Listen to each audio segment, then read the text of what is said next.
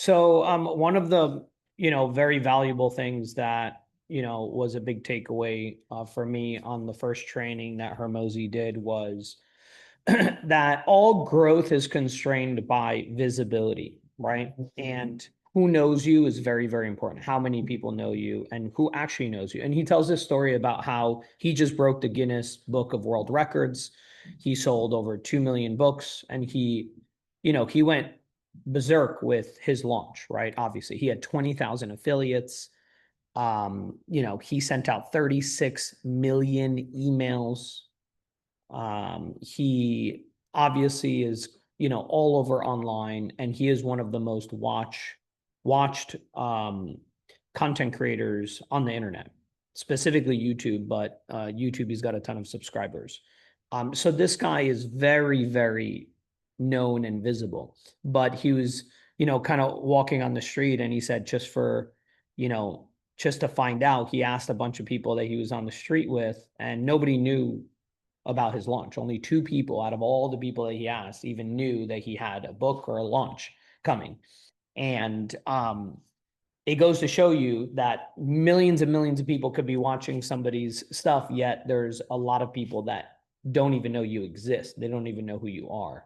And he talks about how more is more and that quantity has a quality of its own, right? It's not about getting lucky. It's about, creating a lot of quantity and doing more. And of course, we want to do more of what works. Okay, so my first question to you guys is that you want to ask yourselves, and maybe you can throw it into the chat, is what has worked for you for your business, right? So, when I've done strategy sessions with agents, I'll ask them, okay, let's pull up all your lead sources, right? So there's a lot of lead sources, right? I do this whole training on, all the different lead sources that, agents can basically get deals on.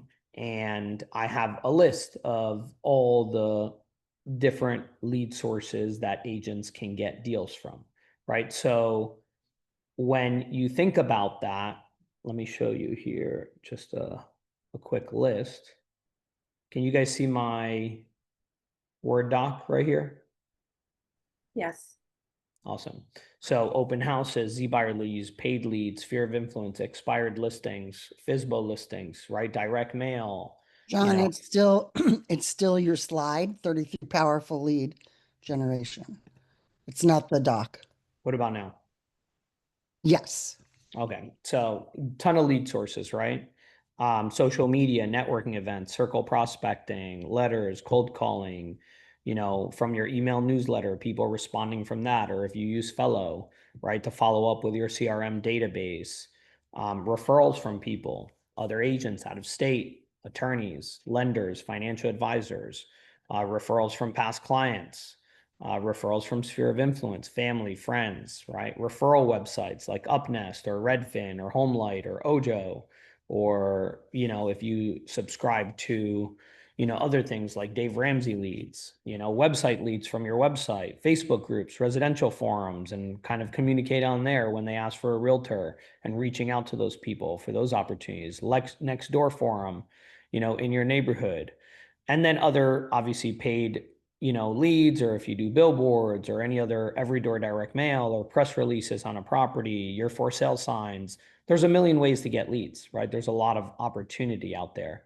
So what do you guys do at the end of the year to audit yourself and say, okay, I did 20 transactions. Where did these 20 transactions come from? That is a very important thing that you should do. Okay, so this is kind of like the operating equation, right? We have leads, right? We want to generate as much volume as we possibly can, right? We want to get to that lead very, very quickly, right? And often, and track our KPI or key performance indicator of our appointment rate. Okay. There should be some sort of compelling value proposition, or at least a good professional introduction if you're getting, a certain type of lead, whether it be a listing, you're explaining to them what your game plan is going to be, and all the things that you're going to be bringing as far as value to make sure that that appointment converts. Or if you are doing a buyer's consultation or your first showing, you're really doing a standout process there, right? You're bringing the seller's disclosure, the state info service docs, right? And you're going above and beyond for that client. Maybe you're using the Kubi Casa app, right? And then giving them the floor plan after the fact. That's free. You can give them a 2D floor plan. All realtors don't do that, right? So if you're going to a property, right, and you're creating a floor plan for a buyer so they can understand, what they're going to do with the property, or who's going to be in what room, or, if beds fit because you have the measurements, etc., that's a value proposition. All these little things stack up against the competition, right? Does that another agent that shows them the property do these things? Okay. And then of course your close rate, right? Are you getting your offers accepted because you're really improving your offers and presenting those offers, or are you closing your listing presentation? Are you getting that listing agreement? Are you getting a decent commission? Are you getting a decent amount of time to sell the property, right? Like, 6 months. So the biggest variable here, the most important one, is leads, right? Because let me explain this. And he talks about this. He goes like, let's say you're doing Zillow paid leads as an example, right? You're spending $250 on average per lead. Okay. Obviously in the nicer zip codes, it's more money. In the low end zip codes, maybe it's a little bit less. But let's say you're spending $250 per lead. And your conversion rate is the average, which is like 4 or 5%. Okay, so let's say you're spending, I don't know, $1,000 a month on Zillow leads. So you're getting 4 leads, 250 a pop, right? So you're spending 1,000. So you have 48 leads per year that you're getting, right? Call it 50, and you're converting, 5%, right? Call it 2 to 3 out of those opportunities. Well, you're spending $12,000, and let's say you're closing 3 and you're making 15,000 each. That's $45,000. Now you might say, well, that's only 2 or 3 transactions. Yes, it's only 2 or 3 transactions, but you invested $12,000, right? $1,000 a month, and you did 3 deals and you made $12,000 each or $15,000 each, depending on the price point, right? If you charged, 2.5%, of a $700,000 property, that's 15,000. So you made $45,000 for 12. That's not bad, right? That's almost a 400% rate of return on your money. So what he's saying is, you don't really need to get that much better at closing. You just need to get more leads, right? So how do you get more leads? Well, if that lead source is working when you do your audit and you look back and you say, okay, Zillow's working for me and I'm spending on average $250, I'm making a 400% rate of return. What he talks about is just increase those leads. Instead of looking for something brand new, like most people do, most entrepreneurial people do. And, if you're a 1099 independent contractor on 100% commission, you kind of have an entrepreneurial mindset, right? You're running your own business. And what a lot of people tend to do is they want novelty in their life instead of, doing the same thing over and over and over and over again. They want novelty. They want something new. So then they sign up for a new CRM. They sign up for something else. And they're always trying to get something new when they already have stuff that's working, right? If you're closing transactions and even though your conversion is 5%, right? That means that out of every 20 leads you get, you are closing 1 deal. What he's saying is just do more, right? More is more. Do more of what is working. Okay. And I'm going to give you a couple of examples here that I think are going to help you. So really a lot of problems are solved by raising the inputs, not doing new stuff, right? It's just doing more of that. The magic happens when you focus on volume first, optimization second. So what most people do is they say, well, I need to get my conversion up from 5% to 10% because I'm spending money on Zillow and I'm only converting at 5%, right? I'm only at average. Okay, and we should try to increase our conversion rate always, but first try to get volume, because with volume comes experience, and with experience comes higher conversion, right? So if you don't have the opportunities to practice and to work on your craft and master your craft, it's going to be very difficult for you to do better. So first you focus on volume. First you focus on saying yes to every single client that comes through the door. Any lead that you get, you say yes to it because that's an opportunity. Sometimes we see new agents that are coming on a team and, they're complaining that, a lead is not as good as they want it to be or whatever. They have to talk to 20 people to get one deal. Yeah, but that's experience. You're talking to 20 people now, right? You're having 20 conversations, right? You're following up with all these people, and obviously they can convert on the back end, but that transactional experience is very, very valuable, right? So when you when you increase volume first and you raise your inputs, it's going to ultimately increase your conversion if you don't keep changing everything that you're doing. If you just focus and you say, how can I get better at this phone call, right? I'm doing 50 phone calls. How do I get better at this phone call? Can I create a better experience? Can I send a text message or a video message? Can I record a professional video and use that as my evergreen video to send people to increase my appointment ratio, right? For people to show up to the appointment and show that I'm going to be a standout agent, right? So you optimize second. First, you get a lot of volume, you get a lot of experience, you're going to get good at it, right? And then you optimize. Okay. What most people tend to do in business, any business, is they tend to do something new before maxing out, what is already working. Okay. So he talks about, also auditing your constraints, like what is your bottleneck, right? And then treat it systematically. And, what he means by this is like some of you have no visibility. You're invincible, right? Like nobody knows who you are. So obviously you need to create some content, do some social media, get to networking events, etc. Or do paid advertising where, you're literally getting connected on the phone with people, or you're getting a lead directly, right? You're getting their email, their phone number, whatever it is that, that lead service is providing.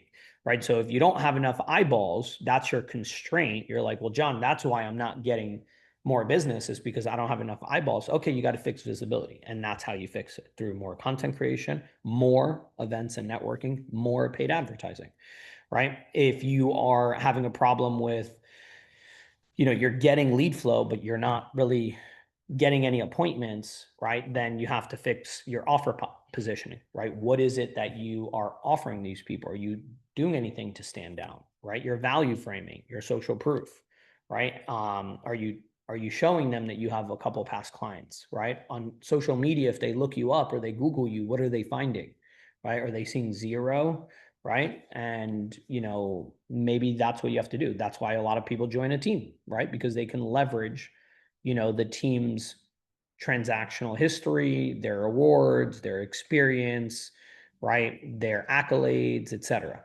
Okay. But social proof is important, right? Letting people know if you've won Circle of Excellence, right? Some people win Circle of Excellence, but they don't tell anybody about it, right? They get that certificate or whatever, and they post it online that one time, and they don't have it in their bio, they don't have it in their email signature, they don't have it, in front of the customers when they're talking to them. So how would that person know that you are a good agent, right? Or have at least done transaction volume?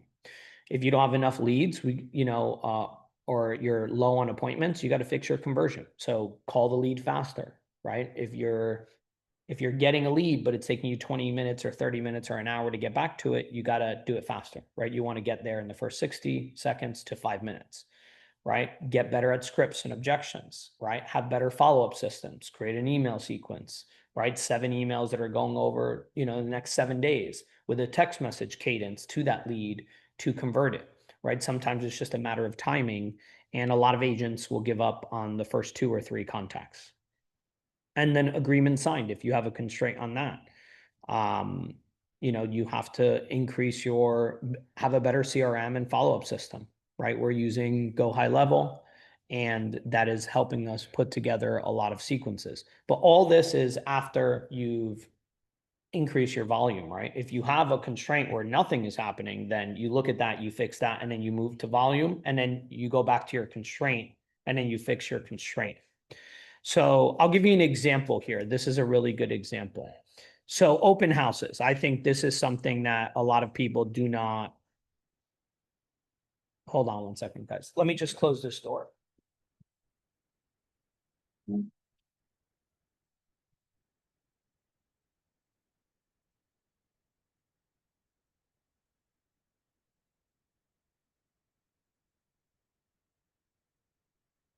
Okay, you guys still here with me?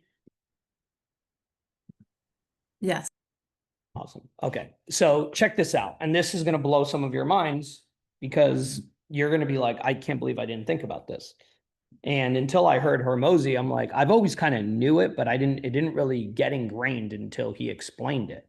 So I'm going to apply it to open houses. So you do open house. Most people do. How many open houses does the average agent do? What do you guys think? What does the average agent do as far as open houses in like a year? Like if you have agents on your team, how often do they do open houses, or how many open houses do you do? Okay, we got one respondent, Eric, 10 to 15, question mark. Around 12, so one a month, Anna. Okay. 12-ish, one a month.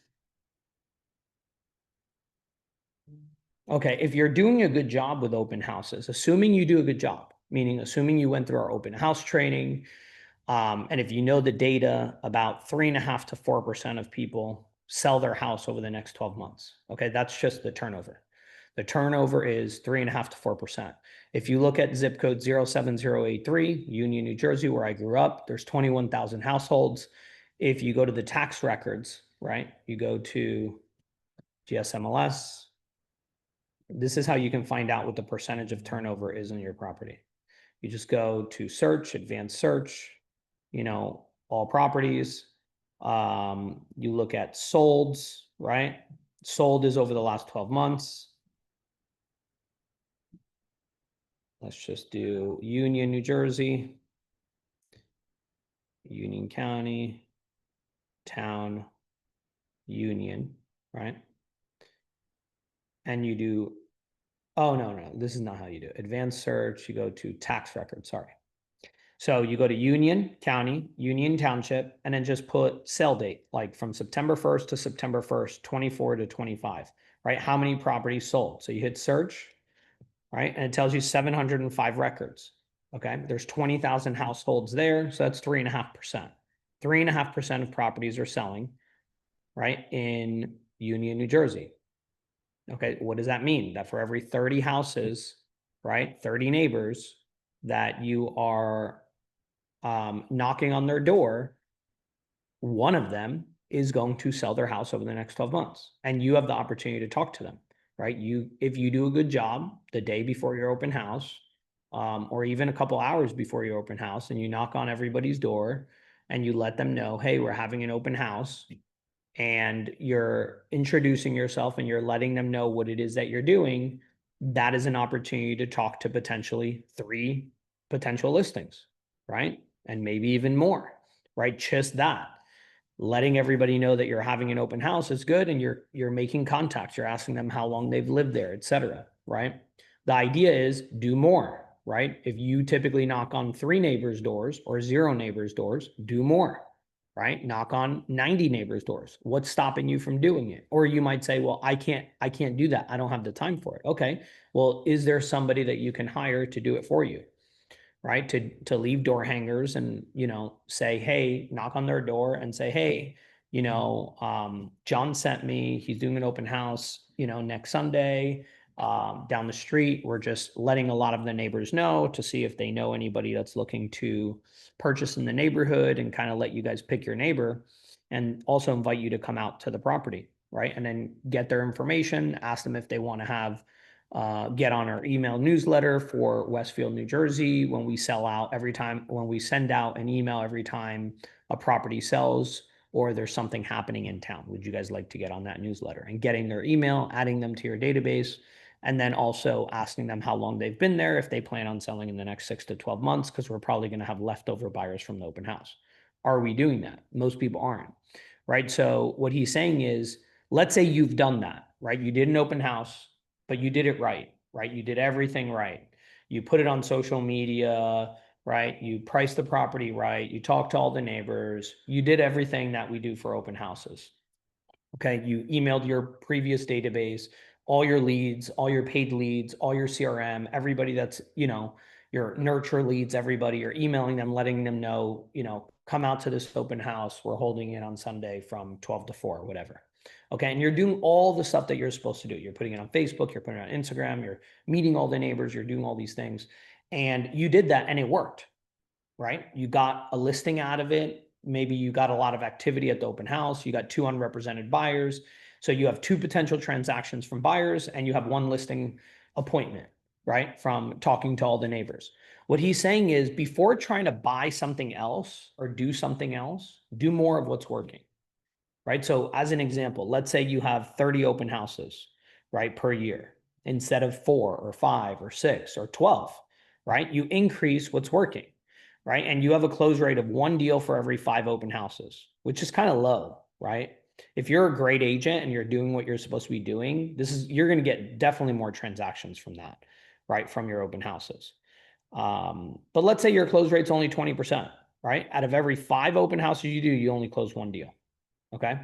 And that's not necessarily just selling that house. That's getting an unrepresented buyer and then, getting an offer accepted for them and then closing on the deal or getting a listing, right?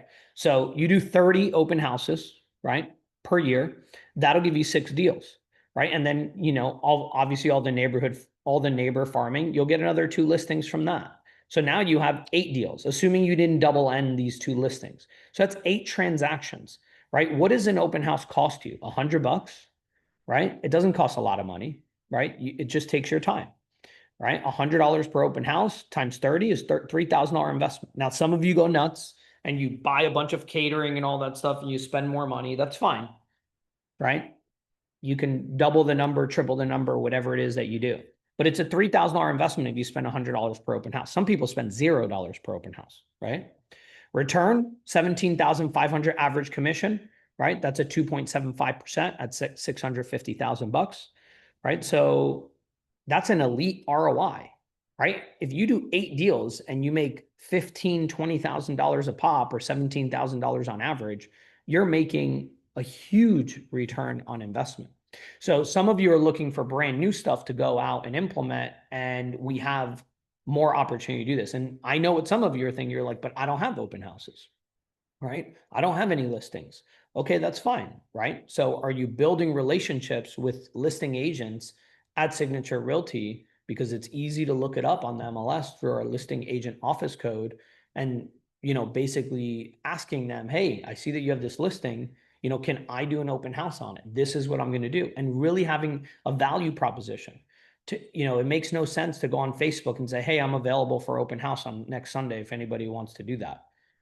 That's not a value proposition. That's basically saying you're going to go, you're going to open the door 15 minutes early, you're going to sit there and you're not going to really do anything that's different, right? Let people know what you're going to do. Give them a checklist, right? Go to that listing agent and say, listen, these are all the things I'm going to do. I'm going to go there, on Tuesday so I can understand the house. I'm going to shoot a video for my social media. I'm going to put it on social media, my Instagram, my Facebook, all that. I'm going to boost that ad for $25, right, to a mile radius, around the property. Then I'm going to, do a Kubi Casa. I'm going to have the floor plan. If you didn't get the floor plans, I'm going to make sure I get there an hour early, turn on all the lights, right? All that stuff. And I'll notify you of any feedback immediately. I'm going to sign everybody in. I'll let you know any feedback, both positive and negative, for your seller so you can get back to them. And I'm also going to knock on the neighbors' doors, inviting them to come out to the property. And I'm going to email it to my whole entire database to try to get this property sold and invite everybody out to it, et cetera. Just give them a list of the things that you're going to do. Have some sort of value proposition, right? Be different. Just ask yourself, if I was a listing agent and I'm not doing an open house on this property, what's going to incentivize me to give this agent an opportunity? I want somebody that's professional. I want somebody that is going to do a good job and, they're not going to negatively affect my relationship with my client, right? I had somebody recently reach out to me and they said, hey, I had an agent sit an open house. She got there 30 minutes late. The owner was there waiting for her. She was very, very pissed off. And she made me look horrible to my agent. I will never use this agent ever again. And of course, they had an excuse. This happened to me, that happened to me. Nobody wants to hear excuses, right? That's not really relevant, right? You want to be as professional as possible because that's your opportunity. Once you ruin your opportunity with a listing agent, they're never going to give you that again. But the opposite is true too. If you do a really good job, right, and you give them feedback and you show them that the house, all the lights are off and the doors are locked and, you did a good job with social media marketing and everything. You represented their brand correctly, right? They are happy with what it is that you did. And the idea is that you do a better job than they do. So that way, next time they just call you to do it. Instead of them sitting in open house, they're going to say, hey, to their listing, to their customer, their client, they're going to say, hey, I'm going to have, this person sit my open house because they do a fantastic job. And then they're going to sell you, and then they're going to invite you to do more open houses. So if you don't have these opportunities, do it, right? Some of you have a goal of 8 deals at $17,000 a pop, like $100,000 goal. Well, you could do that with open houses. Now watch this. Let's how many weekends is there in a year? 52. How many Saturdays and Sundays is there, right? 104, right? How many weekdays, which you're allowed to do open houses on weekdays in the evenings, right? Can you do a 5 to 7 when people get out of work and then go show a house, right? So if you're like, oh no, Sundays are for church, that's fine, right? You can do it on weekdays too. You can do it on Saturdays. I've seen open houses on, every day of the week during the week, right? So there's no excuses, but now, if this is working for you and you get really good at it, you're going to get better at signing people in. So your conversion rate's going to go up just from doing more, right? Talking to people, how you do stuff, right? You're going to get to know the town because you're going to be looking at the comps. You're going to be looking at the, how the parking works for commuting to New York City, all this stuff, right? So you're going to actually become a better agent because you're doing more open houses, right? Instead of going and trying to find something else. And it's a very inexpensive way of putting yourself in front of clients, and is literally the only exception of not signing a buyer's agreement when touring and building rapport with a buyer, right? That friction is not there for open houses because you don't have to sign an open house, a buyer's agreement with somebody entering a public open house, right? So, that's what you would do on the second show, but you've already, built rapport with them. You've talked to them. You've showed them some value. So it's easier to now get your second appointment. And how many people are you adding to your database of potential buyers, right? And then, you might say, well, I've done open houses, John, and they don't work. No, it's not that open houses don't work. It's just that you're either sitting the wrong open house, meaning that the property is overpriced. You haven't done your research on, that. It's very important to sit an open house that makes sense, not a house that's been on the market 100 days and the price has not been reduced.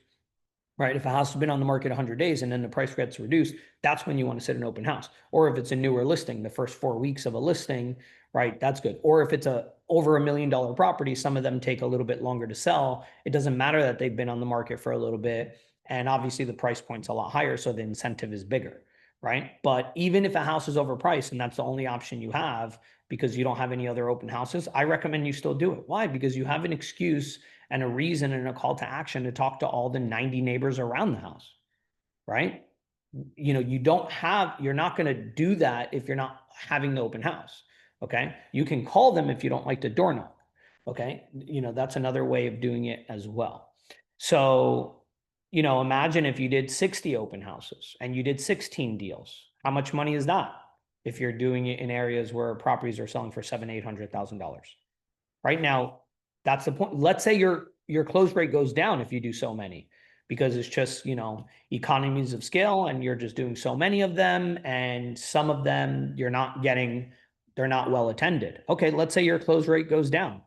Let's say you have to sit, I don't know, 7 open houses, right, to get one deal, but you did 50 of them, right? You're still making more money, right? What's 7 divided by 50, right? 7, right? So the whole point here is you're still putting yourself in a position to meet more people, add more people to your database, et cetera. But the point is you're going to get your conversion rate up. Why are you going to get your conversion rate up? Because you're doing more of it. Anytime you do more repetition, you get better at it. You get better at signing people in. You get more confident at talking to people. You get more familiar with what you have to do for the open house and all those things. So do more of open houses, do more volume if that's working for you. And if it's not, try to get better at it, right? So schedule, Saturday and Sunday, block your calendar off, maximum visibility, call or invite at least 200 neighbors, right? I know that seems like a lot, but that's the whole point. It's more. It's what other people are not doing, right? That is a huge opportunity. You can direct mail radius ads everybody for Facebook or Instagram. It's an extra cost, but it's not that much money. You invite everybody in your database via email, and you send out a 7 email sequence with a video tour of the property, short promotional video on social media. Okay. And try to sign everybody in, right? Even neighbors. Don't forget the neighbors, because the neighbors are potential sellers for the future, right? 3.5% of homeowners sell each year. Meet 90 neighbors, that's 3 likely sellers in 12 months, right? That means that out of those people that you met, 3 of them are probably going to sell in the next 12 months. And if you met them face to face and you showed them that you're doing successful open houses, right? That a lot of people are coming to it and you're very professional, you're going to have a shot at that deal. Okay. Unless they have somebody that they already decided to use in the future. And then do immediate follow-up, same day text to everybody and thank you cards to all the neighbors. I recommend that you handwrite those cards and, put them in the mail. Just say, thank you so much for coming out. Right. If you want to give them, if you want to give them an opportunity to have coffee with you or invite them or do a free CMA, you can obviously do that. Next day calls to all potential buyers. So everybody that came through the property, call them up, right? Also to the neighbors, letting them know that you have leftover buyers to see if they're interested in selling their home. Just say, hey, we had 17 groups of people to this house, right? We're expecting multiple offers, but we have a lot of leftover buyers. Are you looking to sell over the next 6 to 12 months? Because we have a lot of opportunity here if you want to take advantage of it, right? They're obviously looking in that neighborhood and your home is in this neighborhood.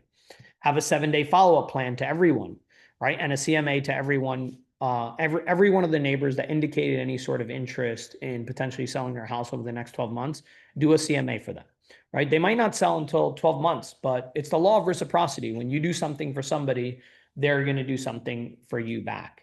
Okay. Meaning they're going to think of you. And if you just keep in touch with them every couple of months, then that's good. So look at the different things that you can do in your business and think about that. Here are some self-audit questions. How many open houses did I run last month?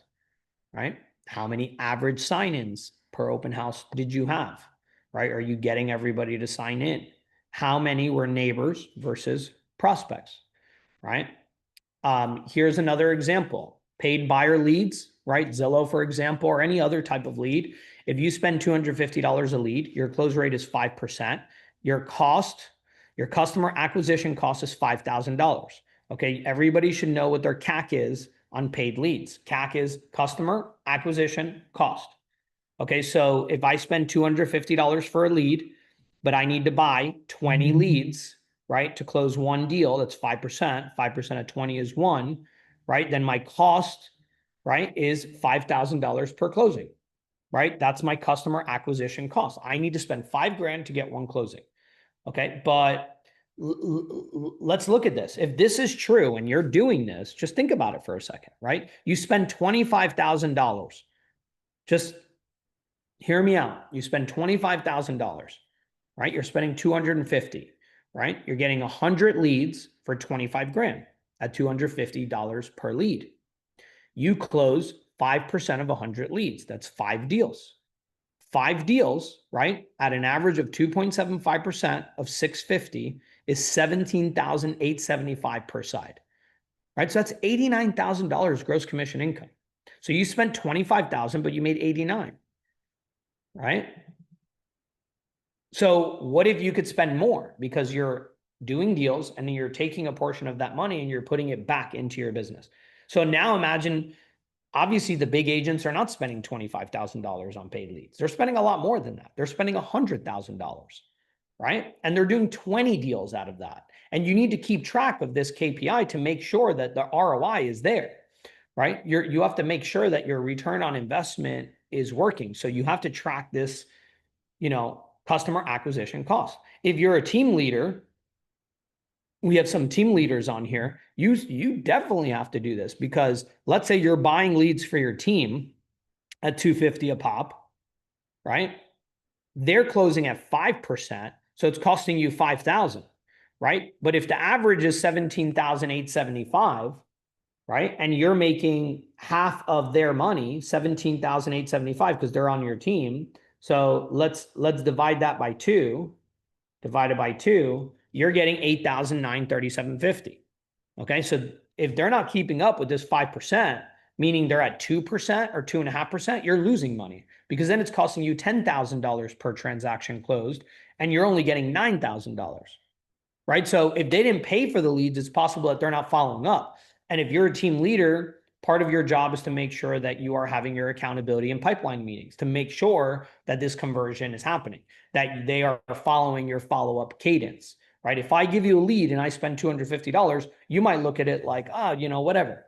But it's, if I give you 20 leads and I spent 5,000, that's real money, right? I expect you to close a deal out of that. So I'm not going to give you any more leads until you close a deal, right? And I want to see what your appointment rate is. I want to see what your closing rate is, right? And then the idea is to give more leads to the people that close at a higher rate, because then the ROI goes up. And then we could spend more money on marketing to give you more leads, right? So as a team leader, you want to look at that. As a team member, you want to understand that, oh, this team leader is not going to give me any money. They're not going to give you any leads if I don't close and they're making an ROI. That makes sense. And somebody might be spending $500 for a specific type of lead, right? If they're spending $500, then that's $10,000 if you're only closing at 5%, right? So it's not the cost of the lead, right? You could buy zbuyer.com leads for $7 a lead. That's all that is irrelevant. What's relevant is what is the cost, the customer acquisition cost? How much is it per closing? Because you can get 100 zbuyer leads, right? For let's say $10 on average, right? And you're spending $1,000 and not close one deal, right? So you didn't get any closings out of that, right? So it didn't really do anything. It's better to spend $250 per lead and close 5%, spend $5,000 and then make $17,875 back, right? Because that's obviously a profitable venture. This is a nice return on investment. And even if you scale the leads up and then you're at, 4% close rate, if the numbers are still making sense, it's okay, right? Like if you get a lot more leads and you just can't keep up with all of them, but you're still closing at 4%, if the ROI is there, the ROI is there, right? Meaning like it's still better, for example, instead of spending 25,000, you spend 100,000, right? And 100,000 divided by 250, right, is 400 leads. If you're closing times 0.04, you're still closing 16 deals, right? 16 times 17,875 is 286,000. You spent 100,000, so you're up 186,000. It's still better to do more and convert at a little bit less, right? And in that case, it's not a little bit, 5% to 4%, right? That's 25% less, right? So your conversion rate could go down 25%, but because you're doing more, you're ending up with $186,000 instead of $89,000. That's almost $100,000 more. Now, I know some of you are thinking, well, John, I don't have all the money to spend 100,000, but it's a concept, right? It's do more and understand the metrics and then scale up, right? Scale up, right? And take any closing funds that you get and take 25, 30% of that money and put it back into the things that are working. Do more of that, right? Do more of the things that are working in your business, okay? Do a lead management self-audit. How can I increase my conversion? What's my speed to lead? Hopefully it's less than 60 seconds. If it's not, set up systems that are going to alert you instantly about your leads, right? If you don't have your notifications on Follow Up Boss, then you might not be getting to the leads as fast as you can be, right? And that's hurting your conversion rate. Just by doing that one move and calling them faster, you might be able to increase your conversion significantly, right? Which puts you into a heavy profit. Right? Attempts per leads in first 7 days, right? 15 touches, multi-channel, text message, phone call, email, right? Video text, audio text. Most agents are giving up after 2 or 3 attempts. Okay. Do not give up in 2 or 3 attempts. Keep calling them 15 times. Don't be, afraid to do that. They're asking for help. Okay. They're asking for help. If you're a good service provider, you're a good salesperson, you're a good agent, you're going to provide a really good service to them, then don't feel bad about reaching out to people, okay? Percent of appointments set, right? within 72 hours. Momentum dies quickly, so you got to strike fast or you're going to lose the opportunity. Try to get as many appointments as you possibly can with any leads that you get in the first 72 hours. Okay? Because people are really busy. It's very noisy out there, and they'll forget about you. They'll forget that they clicked on that. They'll forget that they sent the email. They'll forget that they, sent you a direct message on Instagram or social media. They're going to forget, right? Customer acquisition cost, right? Know your numbers. Know what your CAC is. Okay? Track that. And you can't improve it if you don't measure it, right? If you're just giving out leads to your team members and you're not tracking anything on how many leads I gave this person, how many leads I gave this person, and what they're converting, right? And then what my return is, like what's my cost per acquisition for this, then that's a problem. Because you might have an agent on your team and you're bringing in 50,000, but you also gave them 60,000 in leads, right? And now you're losing $10,000. And then you wonder at the end of the year, well, like, why don't I have more money? And it's because you're not tracking it. That's all it is, right? And you want to hold them accountable to make sure that, their conversion rate is good and that you're actually making a profit on these deals. It's much harder, right? When your team leader is paying for the leads, it's harder, right? Because they're only getting a percentage of it. If you're an agent and you're paying for it, right? You're getting, and you're a solo agent, you're at a good split because you're at signature, it's kind of easier. So, the team leader really has to hold that team member accountable, right? And the team member needs to be accountable. The benefit to the team member is they don't have to pay for the leads. They're not taking the risk, but you can't take that for granted that you're not paying for that lead, right? Because your team leader is paying for that lead and they're going to stop giving you those leads if you're not converting, if you're not showing that you're following up, right? If you're not like, hey, I'm on it, right? They give you a lead, you let them know, hey, I'm on it, I'm calling right now. And then you let them know after, hey, I just talked to him. I set up an appointment for Wednesday at 3.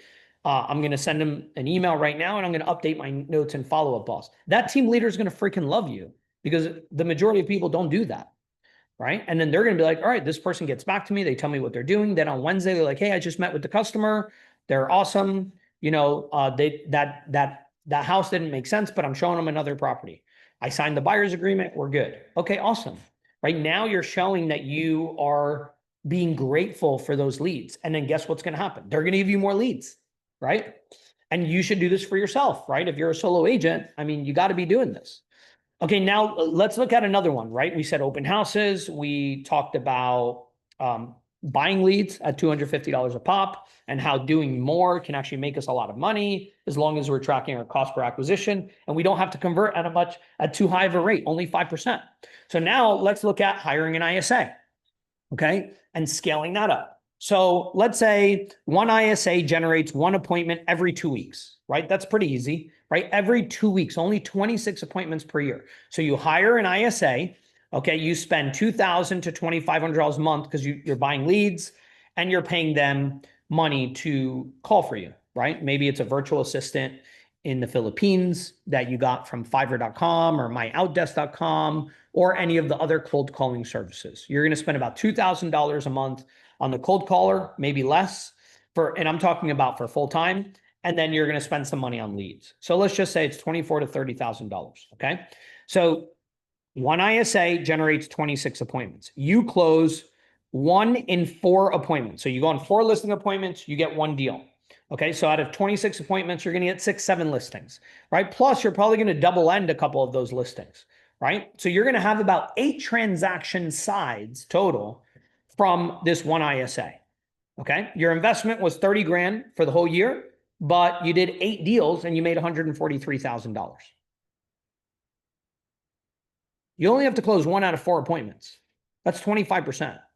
If you're not closing 1 out of 4 appointments, you're closing 1 out of 5, it still makes sense, right? If you're closing 1 out of 4, if you're not closing 1 out of 4 or 1 out of 5, then you have to do a better job with your unique selling proposition and your listing presentation.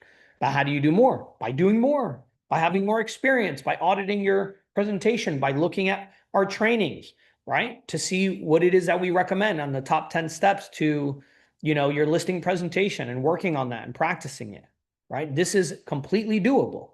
Right now, there's an investment, $30,000 for the year. That's not a little bit of money. It's $2,500 a month.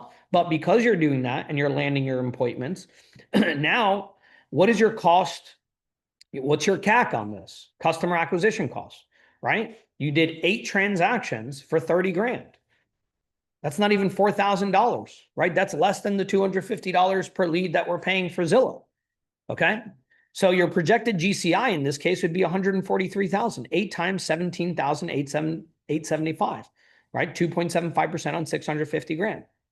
Now you might be in a lower price point and this number goes down, but you get to choose where you want the ISA to call. They can call $600,000 houses, $500,000 houses, $800,000 properties, right? So, you know, you want to do the numbers based on the geographic areas that you're focusing on.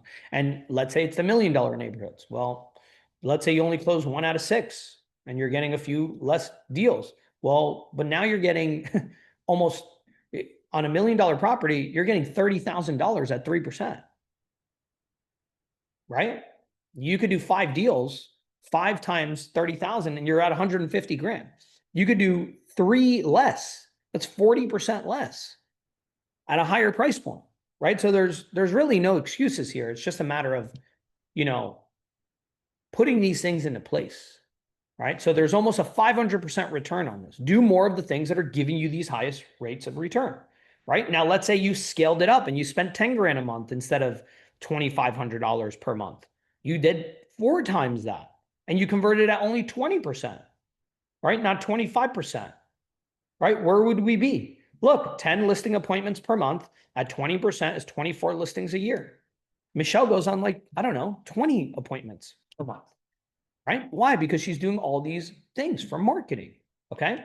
So 24 times 17,875 is $429,000 gross from one lead source paying $10,000 a month.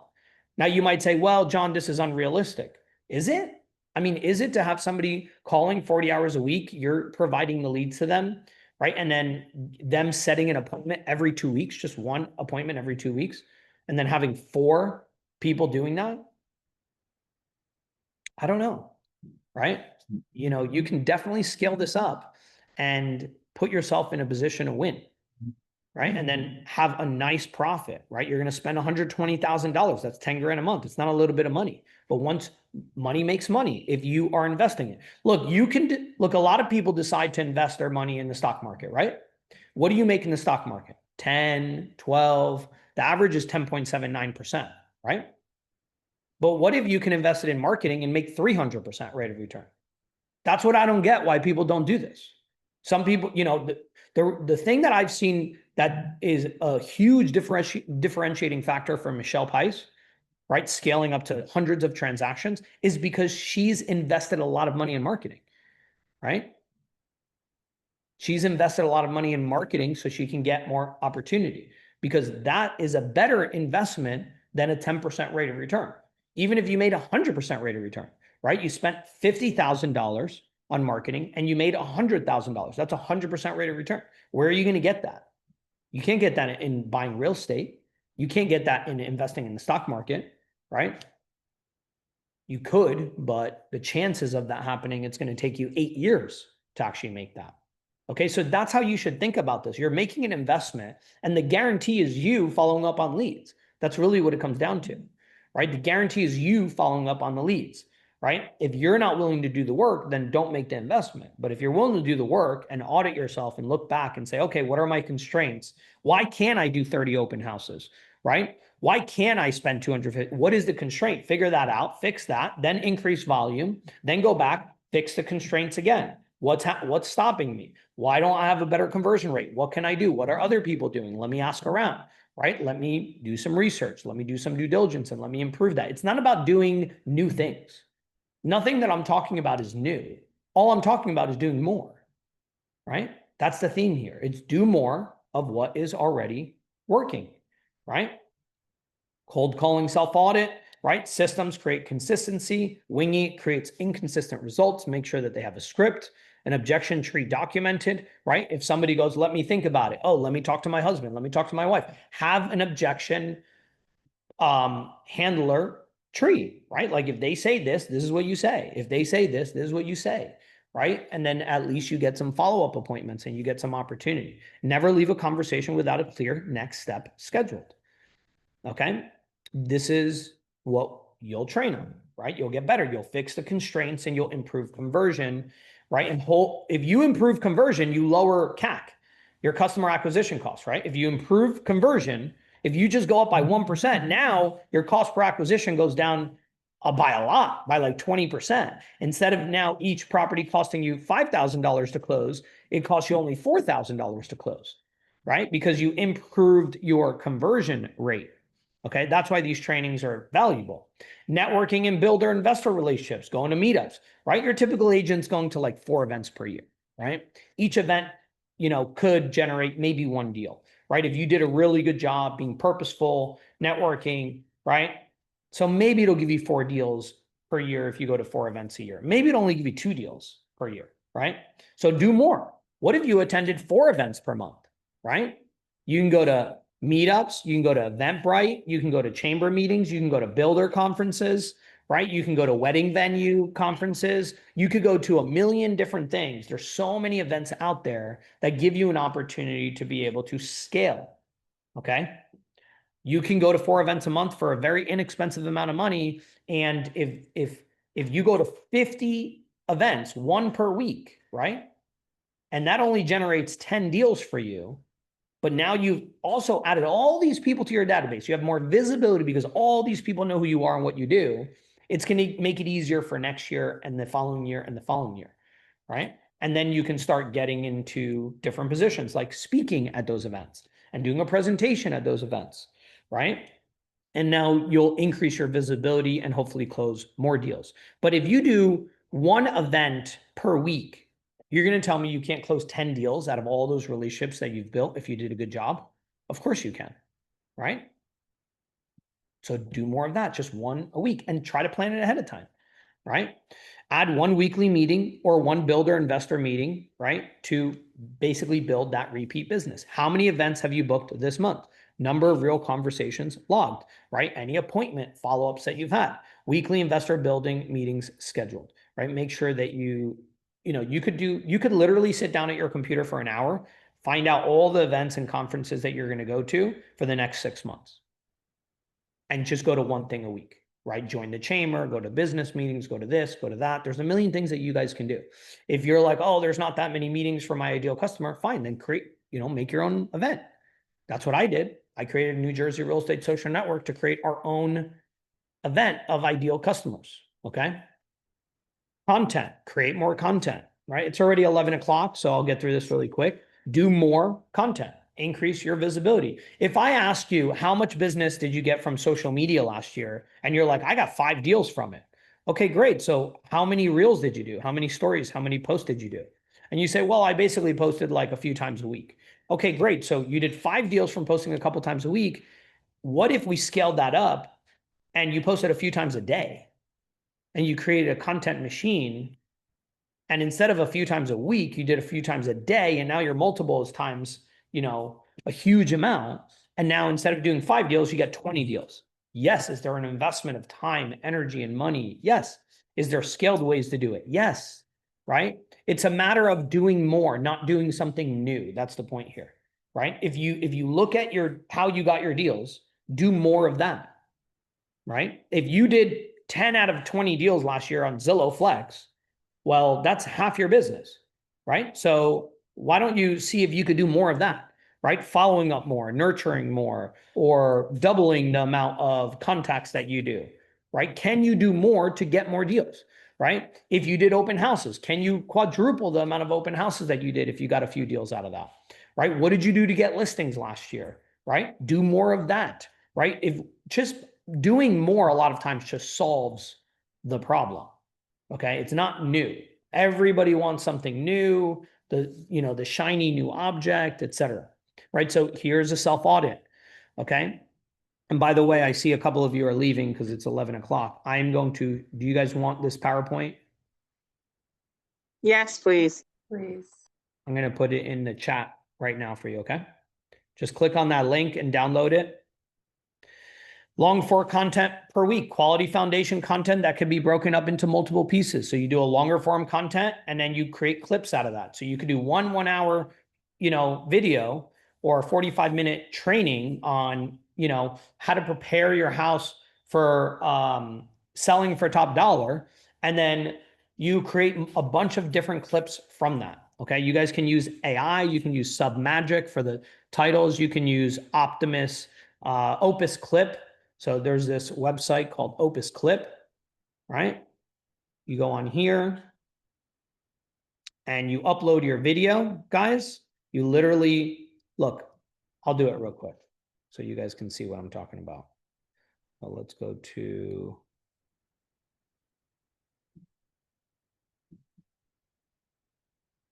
view my channel. This is a 47-minute video. Share, copy, Opus Clip, go here, get free clips.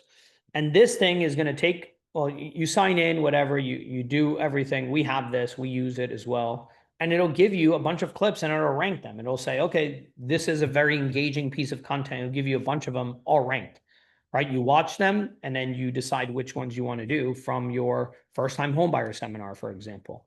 Okay, so you can solve the constraint issue. You're like, what's my constraint? I don't have time.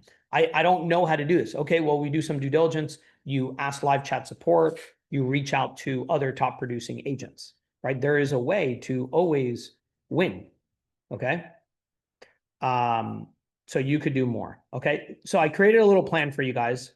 If you want to make $500,000 in gross commission income and your average transaction price is $650, your average rate, sometimes it's 3%. And by the way, guys, a lot of our listing agents are just getting 3% since the whole buyer thing happened where we're not offering money out to buyers agents. It's very easy to just say, yeah, we charge 3% for the listing side service. And then we take it as it comes. You know, if a buyer's agent wants 2% or 2.5% or 3%, it's just a term of the offer that we consider. Right. So you're only paying me 3% for my services, and that's all that you're guaranteed to have to pay. Right. We can always, take it if we get an over asking price offer and somebody's asking us for a commission, we can say yes to that, or we can say no. That's on us to choose. Right. So you can definitely get a 2.75%. Right. With buyers, a lot of times it's 2.5. With sellers, it's 3. So you average 2.75. Your average check's 17,875. You do 28 deals, guys, you're there. You're there. You're at $500,000 or 28 deals, right? That's not even 3 deals a month. That's a little bit over 2 deals a month. Okay. So what do you have to do this? Okay. 2 open houses, Saturdays and Sundays, block these first. Everything else works around them. Okay. Meaning you're doing this first. You're not scheduling other stuff around this. If you can't do it Saturday, Sunday, do 2 other days. It's fine. Right. 5 days outbound, warm and cold outreach. Consistency beats perfection. Right? Outreach to expireds, to for sale by owners, to your database of leads that you already have, right? Follow up more. More is more. Do 1 long form video, right? Recycle those clips and use a bunch of them and post it daily. Okay. You could literally time block your time with a videographer to go in, hire a videographer for 1 day, do a bunch of videos for the month, right? Like four videos for the month. Then you break them all up and you have enough content for every single day, right? You can make a bunch of little 60-second clips from that. Okay. 1 networking event per week.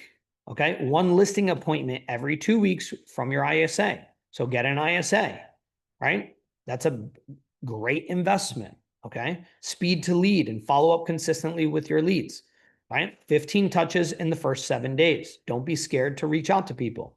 And try to get 2 CMAs out every single week to homeowners, people that you've met, right? Let people know you're in real estate. Oh, you planning on selling over the next 6 to 12 months? Great. Let me give you a comparative market analysis and come tour your property to see what I think it's worth, right? And before you know it, boom, they're interested in listing with you. Okay. Here are some daily minimums, 20 real conversations, right? Either you're calling people, doing DMs, text messages, right? Emails, like real conversations, right? 20 per day. If you do that, you're going to crush it, guys. 1 appointment set or 1 CMA set, 1 piece of value content, 5 database touches. This is all daily. Okay. And 0 inbox for new leads by 7 p.m. Right. So you don't have anybody at the end of the day that you haven't reached out to that came in today. Okay. Does that make sense? So that should be kind of like your process and your KPIs for your days and your weeks. Here are some scripts and prompts. Here are some things to help you optimize scale and some KPIs that you should kind of focus on, right? If your cost If your customer acquisition cost is $4,000 or $5,000, but your sale price is $17,000, your gross commission, you're good. Okay. Here's the more checklist: 2 open houses booked, 1 long form video, 5 posts a day, 20 conversations, speed to lead under 60 seconds, 4 events scheduled per month, 1 builder investor meeting booked per week, 2 CMAs sent this week, and reinvested 30% of last commission into lead flow, right? That's what we want to do. And here are some questions for yourselves. Here are some math and targets that you should fill in for yourself and keep track of that. And obviously accountability is important. If you're a solo agent, set yourself up with some sort of system, right? It's not hard to hire a coach for accountability. Commit Action is a website that can help you with that. Commit Action Coaching. Okay. It's not too expensive. And, they assign you a coach and they hold you accountable. Look, accountability coaching right here. Right here, if you want to do it in groups, here if you want to do solo. It's not expensive at all. $575 per month. I mean, heck, for having this accountability to somebody, you might, you might 4x your income. Okay. I just put that in there. It's called commitaction.com. I hope you guys enjoyed our first training of Alex Hormozi and adapted to real estate. Hopefully this was helpful for everybody. And again, we're going to be doing this every single Monday with a new theme that we learned from Alex Hormozi, and I'll be adapting it to real estate. Have a great, awesome week, guys. Please don't take these Monday trainings and then just forget about them. Look at the resources, implement. If you have a team, think about, what your customer acquisition cost is and what your accountability and follow-up plan is. And for those of you that are solo agents, right? Think about doing more. What is it that we can do to do more? Not new, but more. Thank you, guys. And if you need anything, reach out to us on live chat. John Lamkin and the rate team, thank you so much for always your support, guys. Reach out to them for your pre-approvals. They do a free rate lock and free float down for every one of your customers. I'll talk to you guys soon. Thank you.